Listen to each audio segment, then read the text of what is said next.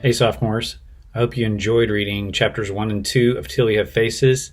Let's talk about what happened briefly, and then I'll give you some things to be on the lookout for the next reading, which is chapters 3 and 4. First of all, let's start with Orwell. She's kind of ugly. Not making that judgment myself because you don't get any pictures, but of course she says it. She realizes she's ugly. Everybody sees it. Everybody knows it. Now, remember, that is crucial to the development of this story.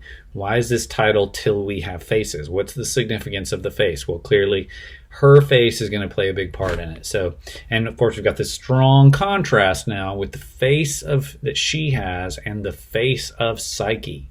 Now, Psyche's face is beautiful, but it's not beautiful in the sense that, an airbrushed celebrity on the cover of a magazine is beautiful. It's beautiful in the sense that it sort of spreads beauty. It radiates beauty to everybody around Psyche. So let's keep those things in focus. Okay, we've got the face of Orwell, not so attractive. We've got the face of Psyche and the beauty that she spreads. Okay, so those two characters, obviously, you can see right now, are going to be really central to the story, and their appearances and the face is going to be very crucial. Let's talk about the king. He's obviously a tyrant.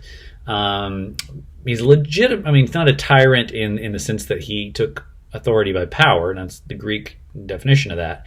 But he's totally autocratic is probably the better word. He's autocratic. It means his word is law, no questions asked. And you saw him just without a thought kill that servant boy who slipped just because he was in a rage, right? And so, Orwell is terrified of her father mostly, just wants to avoid him, has no love for him. But you'll see in the next chapter, their relationship dynamics are going to change a little bit. So just keep on the look for that. Let's see, the king also wants this child, right? He wants the son, and he is so desperate for that son. And that is really defining everything about his life right now, and a lot about Orwell's life. Then we get to the fox. You've met the fox, and hopefully you've already noticed some philosophy that we've studied in our class already. He's already said things like according to nature, which is very stoical things to say.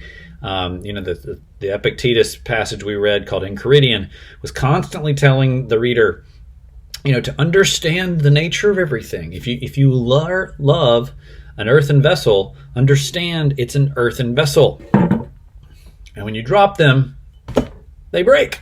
I caught that one. Anyways, so that's kind of fundamental to Stoicism, is to understand the nature of things and don't expect things to be different than they are. And so, the fox is a great example of that. He also has this view of the gods, of course, as being totally blessed, but totally kind of disinterested in this life.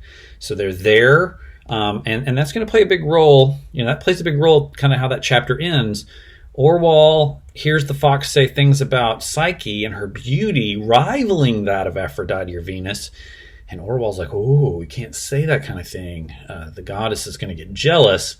Fox is like, "Psh, total. It's just lies and fairy tales." And so he says, that's all, that's all hogwash. The gods are blessed. They don't care about you. They don't get jealous. They're perfect. So keep your eyes on him. Of course, he represents he and the priest really represent a kind of spectrum. So you notice in this last chapter, the priest, it has this strange kind of cloudy logic of holiness. Okay. And the fox has logic in the sense that you and I would normally understand it. But remember, the Bible is chock full of that holiness logic, that logic that really doesn't bear out in rational argument. Okay. And these two guys, Lewis is presenting them to you as two kind of ends of a balance, ends of a scale. And watch how they interact, watch how they counterbalance each other. All right. So what to look for in chapters 3 through 4. Before I say anything else, I want you to get out pen and paper, and I want you to write a response to a prompt. Ready? Here's the prompt.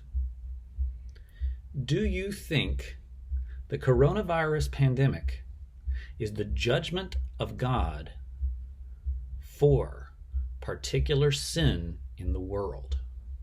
I'll repeat the question, then I want you to pause the video, spend a minute or two writing. Okay, just think about that question. Is the coronavirus pandemic the judgment of God for particular sins in the world? All right, pause it in 1, 2, 3.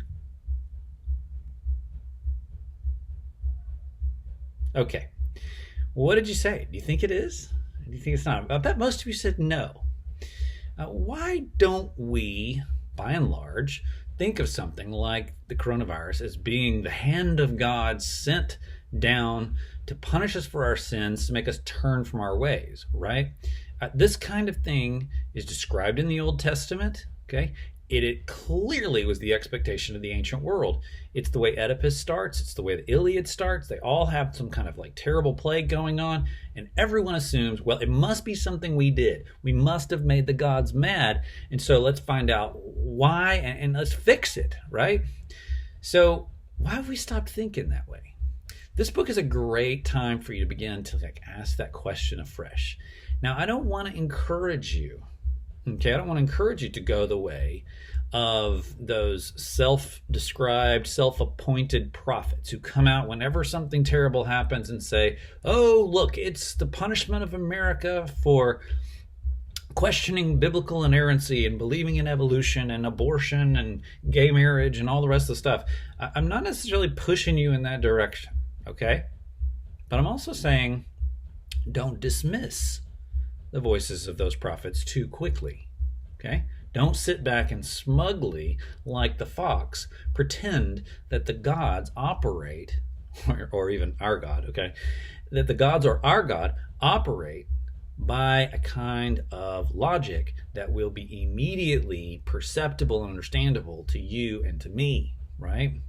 So let that kind of mull around your head, keep an open mind and open hearts. Things to look out for. First of all, things are going to go badly in Glome. In fact, it's pretty relevant that we're reading about this at this moment in our lives and in American history, because Glome is going to have its own pandemic.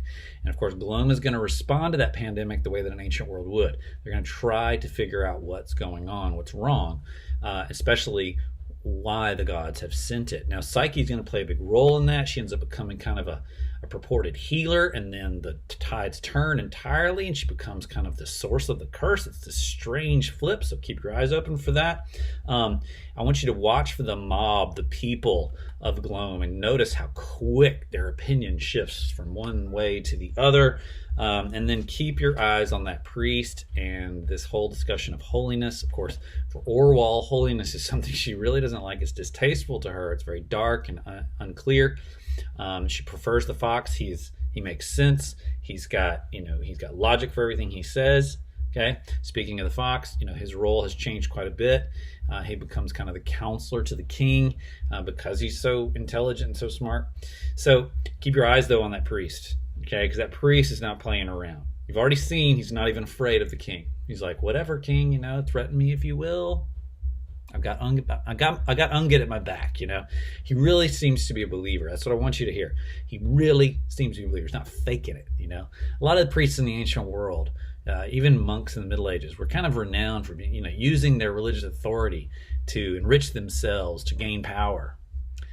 Man, I just don't buy that with the priest here. I don't think that's kind of where he's coming from. So, well, I hope you're enjoying it so far. If anything is unclear, please come during office hours. I've got, again, some office hours on Thursday.